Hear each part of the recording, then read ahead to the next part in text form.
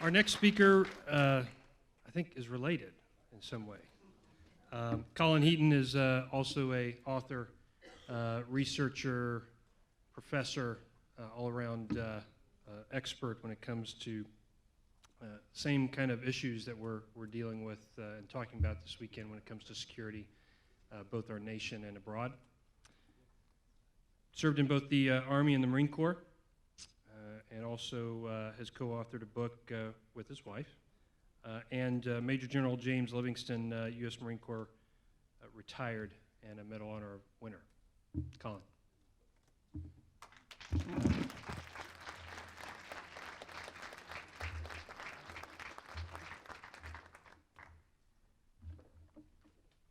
I feel kind of strange because not only do I have to follow Ben Carson, which is like the local rock and roll band getting on stage after the Rolling Stones depart, then I have to follow Attorney General Wilson, who, along with Dr. Carson, stipulated about the need for accountability, which is very true. But I have to follow my wife, who is smarter than I am, and I'm very proud to say that my son Max is here, who was a two-tour Afghan Marine. And when it comes to clarity and lucidity, with regard to the younger generation seeing the problems we're facing in this country, he's right on target. He comes at me with some of these ideas. I'm like, whoa, can I use that? Yeah, sure. So I owe a lot of this to my family, but I owe a lot of this to the guys I served with and some that we buried. But I think that the next commander-in-chief needs to learn what the word accountability means.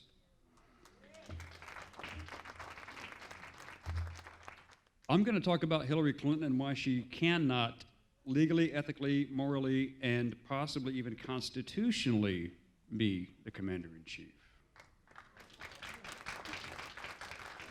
And yes, my accountant is standing by for the IRS audit because I'll probably get one. Her associations are highly questionable, and I'm going to try to elevate this a little bit because I don't normally use notes, but there's so much information against this woman. Her associations are highly questionable. How can you have someone running for president who has people on her staff whose backgrounds and associations wouldn't qualify them to have a clearance to join a Marine Corps recon sniper team? How can you get in the White House with the background of someone like Huma Abedin? How? Because when I went for my clearances, if I had cocktails with a guy who robbed a bank, I wasn't getting that clearance. Here's Huma Abedin's family background and Hillary's #1 confidant. I can't wait to see her emails. Huma Abedin's father, Saeed Zainul Abedin, issued a manifesto commissioned by the late King Fahd bin Abdulaziz of Saudi Arabia. They agreed on something, and this agreement detailed the missions to flood the U.S. with Muslim minorities. The Abedin's Institute for Muslim Minority Affairs, on whose board Huma Abedin served along with her family, and her father's contributions to that board had the Saudi king's blessings and approval. The plan was to conquer the non-Muslim world through, this is a quote, the plan: we will conquer the non-Muslim world through immigration, embedding and impose political and religious control through Sharia law. Stand by, people. What Angie just told you, it's not over. The email, some of the emails from Abedin's huma@clintonmail.com, quite interesting reading, reveal reported security breaches, not just from Hillary, but from her as well. It goes back and forth, and there's a lot more coming out. She posted Secretary Clinton's schedule and movements being sent and received through the Abedin's non-governmental and unsecured Clinton server, linked to that server. That's a federal crime, people, okay? The email document requests for special State Department treatment for a Clinton Foundation associate working with Abedin's mother, a controversial Islamist leader. By the way, Huma Abedin's mother founded the Islamic Sisterhood. Okay? Research that one. I don't have enough time. It's great reading. and I quote Judicial Watch President Tom Fitton, Huma Abedin's description of Hillary Clinton as easily confused mentally tells you all you need to know why it took a federal lawsuit to get these government emails from Clinton's illegal email server. These emails also show that Hillary Clinton's and Huma Abedin's decision to use the Clinton email server to conduct government business was dangerous and risky, and they knew it.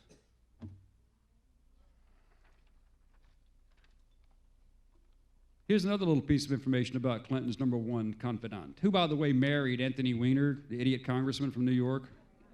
Okay. Why would a Muslim woman from a prominent Islamic family marry a Jewish congressman from New York rising in political power to come to the U.S. to be a citizen? I'm not thinking conspiracy. That's not the way I work. The daughter of Salih Mahmoud Abedin, a pro-Sharia sociologist. This is sort of like a death camp eugenicist, like Mengele, coming up with ideas about how to better create a better society through eliminating those you deem unworthy. This is what this is all about. They're looking at it from a socio-religious aspect in order to convert their concepts, subvert our Constitution, and do it through the legalization process. I can't imagine that had anything to do with President Obama getting elected and reelected, but we'll see what happens. The ties they have to numerous Islamist organizations include the Muslim Brotherhood. The wife of former Congressman Anthony Weiner, she is also a longtime former employee of the Institute of Muslim Minority Affairs, which shares the Muslim Brotherhood's goal of establishing Islamic supremacy and Sharia law worldwide, not just in the US. This is like a human wave attack of ideology. This is a virus. If you saw the old movies in the 70s, 80s, 90s, and a few years ago about these plagues, these pandemics hitting various cities, wiping people out until someone drops a thermonuclear device to kill the infected and say, oh, we've sterilized the country. There's no difference. There's no difference. Huma's mother, Salih,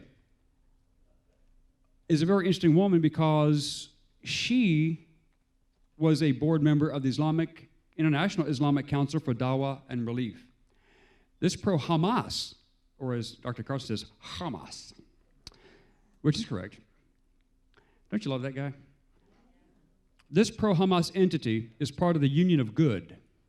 Union of Good, think about this for a minute, which the U.S. government has formally designated as an international terrorist organization led by the Muslim Brotherhood and its luminary, Yusuf al-Qaradawi.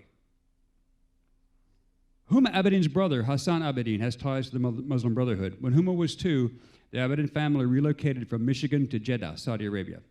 This move took place when Abdullah Omar Nassif, a major Muslim Brotherhood figure who served as vice president of Abdul Aziz University, which is not a liberal think tank, recruited his former AU colleague and Huma's father, Saeed Abedin, to work for the Institute of Muslim Minority Affairs, a Saudi-based Islamic think tank that Nassif was preparing to launch. Now, these are the Wahhabists. They're not Sunnis, not Shia. They're Wahhabists. Different animal altogether. Very strange collective. But look them up as well. A number of years later, Nassif would develop close ties to Osama bin Laden and the terror groups Al-Qaeda. How the hell do you get the woman with this background and her family and the terrorist ties and the economic and Sharia implementation procedures blessed by the Saudi king, exacerbated and exploited by terrorist organizations that Hillary Clinton says, oh, like Boko Haram, they shouldn't be there. She's an idiot. How the hell do you explain getting someone that close to the White House? How do you do this? You're either a traitor, an idiot, or you didn't get drug tested. There's something wrong with you.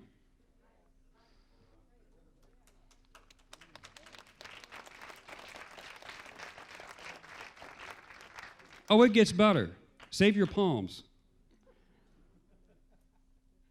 Hillary, her background is also questionable because bear in mind that in her formative years as a young law student, she supported and worked with the Black Panthers in the 60s. What were the Black Panthers? You bet, yeah, they were a terrorist group. They were hell-bent on destroying the government from within by siding with the communists, whom she also represented in court. Okay?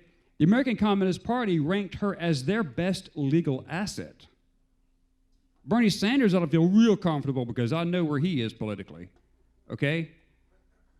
You can't have these kind of connections. You can't have this kind of exposure. You can't have this kind of underlying and undercurrent in your past and consider yourself a legitimate candidate to run my country, okay? How can you stand with my flag behind you and claim to be a patriotic American when your connections are the very people trying to destroy my country?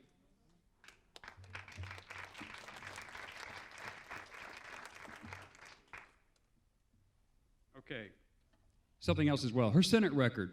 I'm just going to hit the highlights. It's sort of like giving you the sound bites of a great film. Hillary Clinton's Senate campaign was supported by several interesting people like cocaine trafficker Peter Paul, okay, who requested, let's see, where's Hillary? Yeah, Hillary requested $150,000 in untraceable securities to help fund her campaign for Senate. The Clintons claimed the gala thrown in her behalf cost $500,000. Actually, the cost uncovered later was illegal as it topped $1.5 million. Hillary was fined $500,000 for filing a false statement underreporting the cost. The FNLA terrorist group, which exploded 138 bombs over 10 years in New York City, Chicago, Puerto Rico, killing 13 and maiming over 80 people. One of their guys, New York City Councilman Jose Rivera, met with Hillary and secured their pardons for their political support. 2 days later, Bill Clinton pardoned 16 of these murderers, and Hillary later had Puerto Rican support for the Senate race with their money. Due to the outrage, despite the outrage, rather, there was no investigation at that time.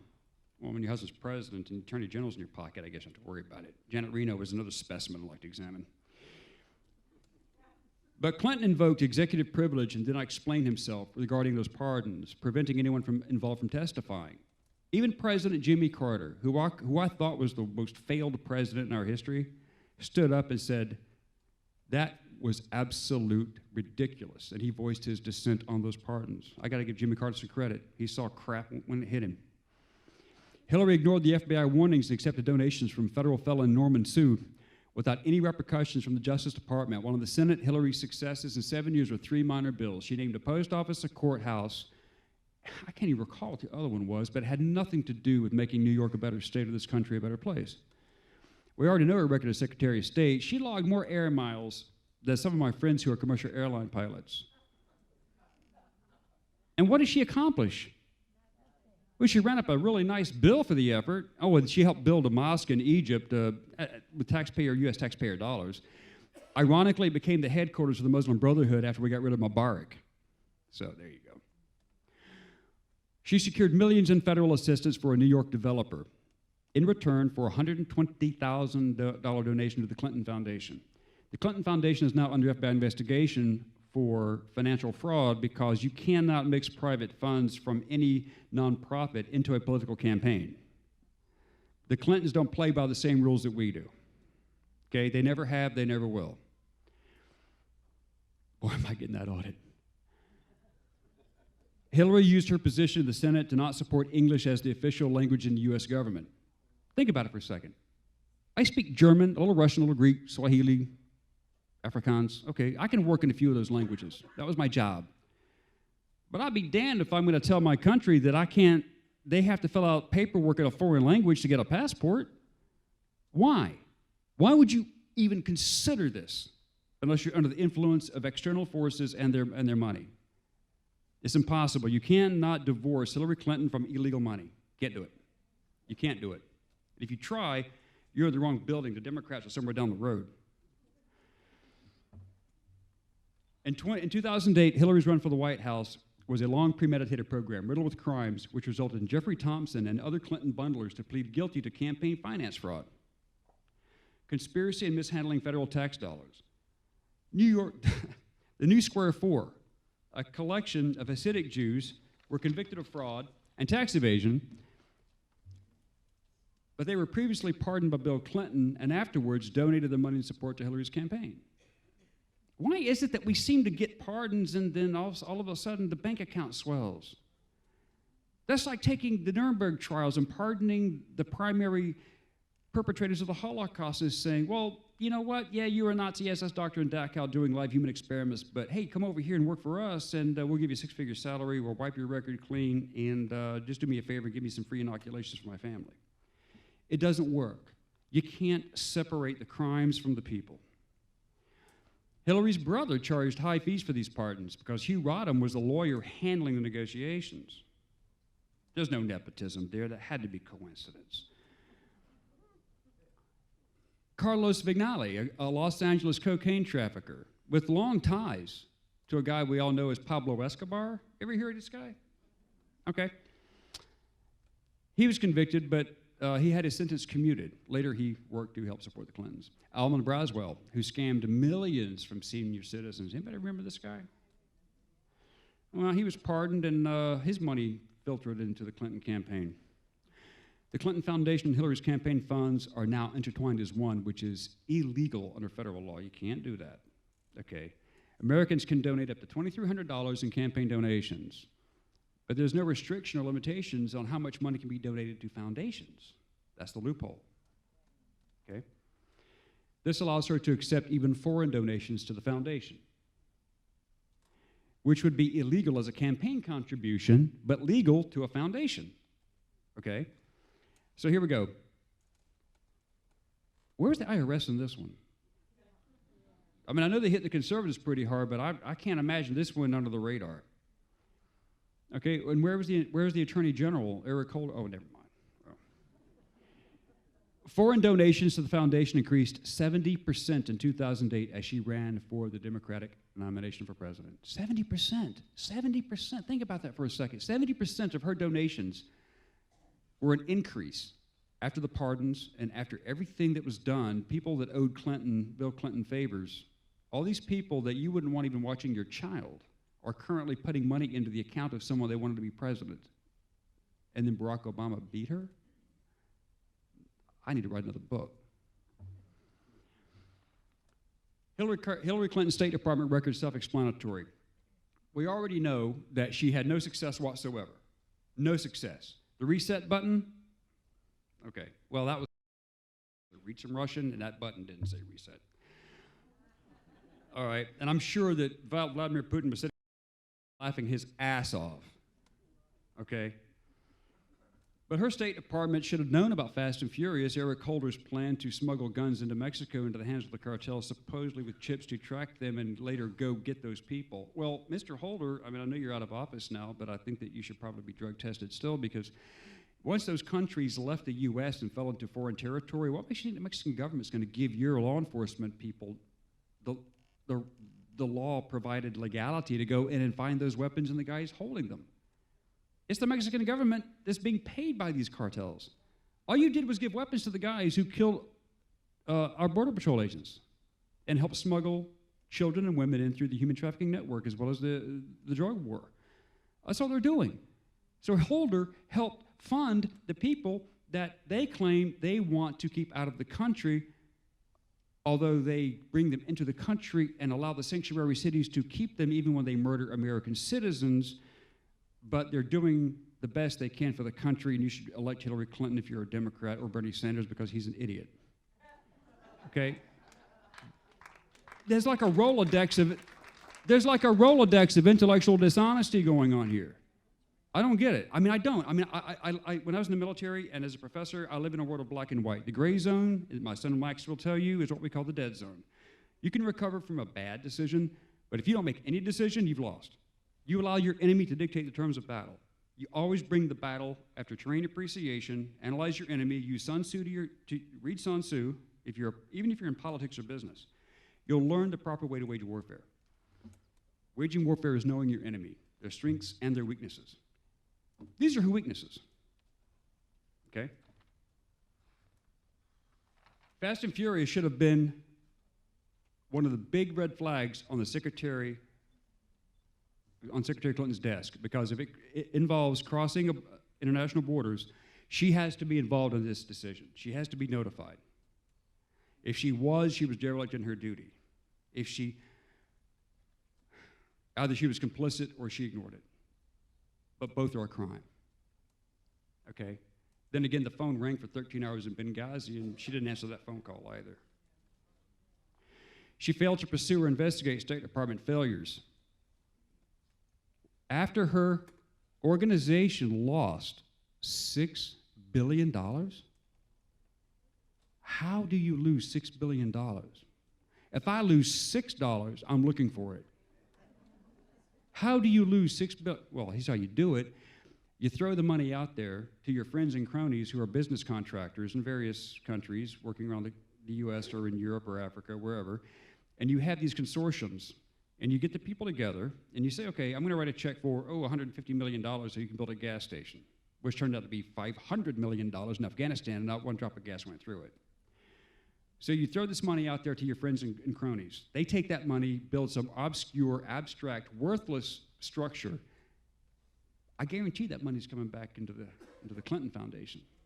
Taxpayer money going to them, coming back to the Clinton Foundation, filtered into her election campaign. Yeah, it's illegal, but who's the Attorney General? Who's the president? No one's going to investigate this. The FBI can throw every piece of evidence they have on her. There won't be an indictment. But then again, the beautiful side is there's no statute of limitations.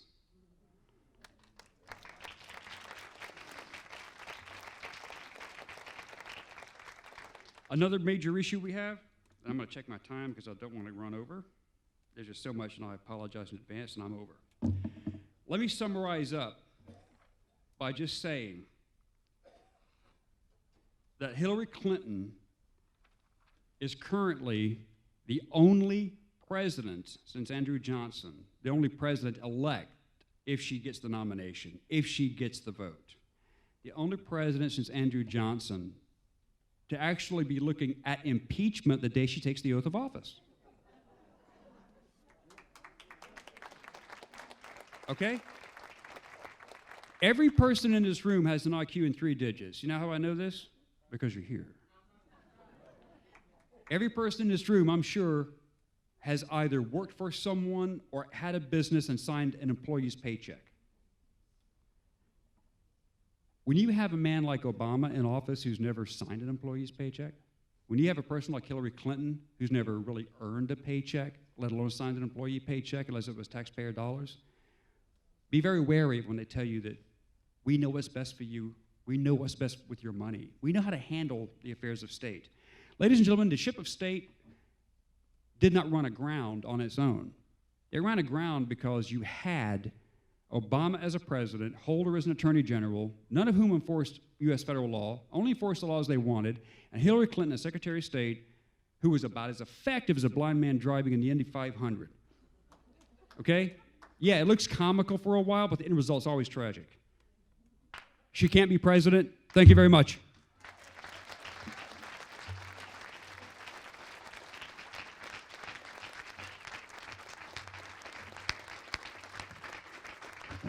Thank you, Colin.